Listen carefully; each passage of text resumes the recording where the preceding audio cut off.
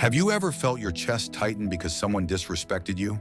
A careless word, a mocking laugh, and suddenly your peace is gone. But what if I told you, no one can disturb your peace unless you let them? This is the story of Farhan, and maybe it's your story too. Farhan lived in a small village. He was strong, smart, but easily provoked. If someone disagreed with him, he argued. If someone made a mistake, he exploded. His anger was his armor, but it was also his prison.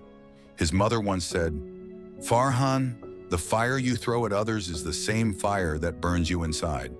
He ignored her, because in his mind, being angry meant being powerful. One day, an old man with a walking stick arrived in the village. He didn't speak much, but when he did, people listened. They called him Baba Noor. One morning, a boy accidentally spilled water on Farhan's shoes. Farhan shouted so loudly the boy trembled. But Baba Noor, who had been watching, said calmly, "Why do you let a drop of water drown your peace?" Farhan frowned. "What do you mean?" Baba Noor smiled. "Come to the river tomorrow, I'll show you." The next day, Farhan arrived. Baba Noor handed him a glass of clear water. "Now stir it with this stick." Farhan did. The water turned cloudy. "Can you see your reflection?" "No," Farhan replied. "That is your mind when you react. Disturbed, blurred. You lose sight of who you are." Farhan asked, "So should I just stay silent when people insult me?" Baba Noor chuckled. "No, you must learn to respond, not react. Reaction is emotion. Response is wisdom." He pointed to the river.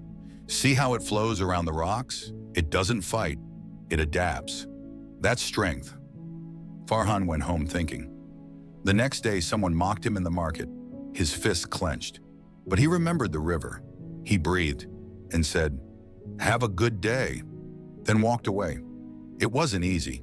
His old habits screamed. But each time he chose peace, he felt lighter.